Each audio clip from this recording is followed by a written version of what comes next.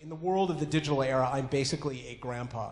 I started working in digital in 1990. That was before there was a browsable internet, where with telnets and BBSs. I worked for Universal MCA Records because people were stealing music. And so we wanted to go in and find out how and be able to market. And lo and behold, it changed the whole version of my life, where I became involved and have seen literally every nook and cranny of the digital era and where it's taken us. And what I want to walk you through this morning is the subject matter of a book that's going to be coming out in about 10 months in partnership between myself and some of the editorial team at the Harvard Business Review, to talk a little bit about what we call the Great Rewrite. And the argument is very simple, that the internet era is not the era that we are living in now. We are well past that era. In fact, the era we're living in now really started in about 2008. And in 2008, we began on something that many people saw individually as a bit of a perfect storm. So numerous things had occurred all at once that together created an environment where we are literally rewriting the planet from the ground up. So almost everything we do, whether how we speak, how we interact, how we marry, how we engage with our children, to how we hire people, all of that is changing, literally as if the ground was being rewritten right from the bottom up. So I want to walk you through that and how that's happened. And just to start off, let me tell you how this whole theory came to realization for me. What you're looking at is the hand of an intake officer at the New Orleans Superdome during Hurricane Katrina in 2005.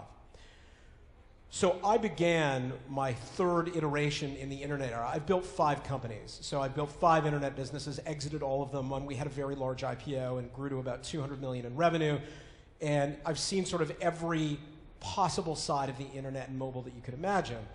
But this was the moment that changed it for me. So my family was in the news business in Canada. We had a fairly large broadcast business. And so I decided to be a little a-hole and run out and start my own. So I went out and did and started my own news practice, which became sort of the beginnings of citizen journalism as we know it today. And like all news organizations, we got our start in human tragedy, which is typically the case and unfortunate. And when we started, something very fortuitous happened, which was it was so humid in the New Orleans Superdome that you couldn't write on paper. The humidity was so high that pens and pencils didn't really work anymore, especially on paper. And what this officer realized was if she started writing on her hand in ink, she could write down the names of survivors and phone numbers, photograph it, and quickly upload it to the internet to sites like ours at Now Public, and do what we would all want to do in a time where we could control the media, is reunite families.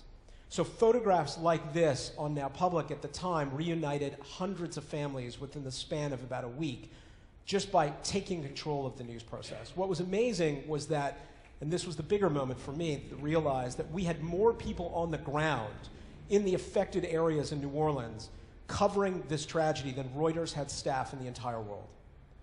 So we sold this company in 2009 to a company called the Anschutz Group out of Los Angeles, which you may not have heard, but you'll know some of the things we own. So I became, for 4 years, the Chief Innovation and Chief Digital Officer for what is the largest live sport and entertainment business in the world today. So we are the owners and operators, I say we, I left, but they were the owner-operators of about 160 stadiums and arenas like the O2 here in London, which is our facility, and several of the O2s throughout Europe. We also owned a lot of sports teams like the Los Angeles Kings. We were the owners of the Los Angeles Galaxy and the folks that brought Beckham to the United States. Also the owner of the Los Angeles Lakers, and we are one of the largest concert promoters in the world, bringing you acts that you would probably commonly know, such as Justin Bieber. You're welcome. And I also switched my life when I left, so I had an earnout. I had to stay for a period of time. I did. The minute I could leave, I did.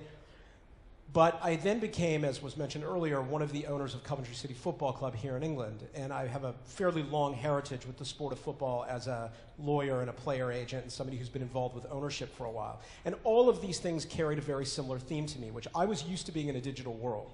I was used to operating where people actually gave a shit about digital and cared what we were doing. These guys couldn't have cared less. The owners of Anschutz, and to put this in perspective, it's 65,000 employees. The owner, who's 76 years old, has no computer and no cell phone. So to talk about digital was a very simple conversation or innovation. It went something like this. I put physical bums in physical seats. I sell them food and beverage, and I entertain them with other physical beings. I don't understand how this relates to me. And what I'll show you was a process that we put in place that we redesigned in the way we thought of innovation in a very slow-moving company, where we actually rewrote the human being. So what I want to do in the time we have is I want to first start off with a little history. I think a lot of people in this sector are very, very guilty of not actually understanding how we got here and understanding the context in which we live historically and why this moment in time is both different and also critically important on a go-forward plan. We're all guilty of it. Not many of us spend time thinking about it. Then I want to talk a little bit about human behavior. This is one of the key factors that has changed in the last 20 years. Most behavioral economists would tell you that human beings didn't change much over the last 3,000 years. But there's a lot of data and empirical evidence coming out of the sociology departments at Stanford and at Oxford showing that, in fact, we have changed as a planet more as human beings in the last 20 years than the preceding 3,000. And I'll walk you through that. And I want to walk you specifically through the concept of the rewrite. How did this happen? Why is it going to affect you and everything you do? And how you make sure that as you're doing whatever it is you do all day, that you're keeping this lens in the back of your mind of what's going on in the planet around you. I want to try to talk a little bit about the marketing business generally.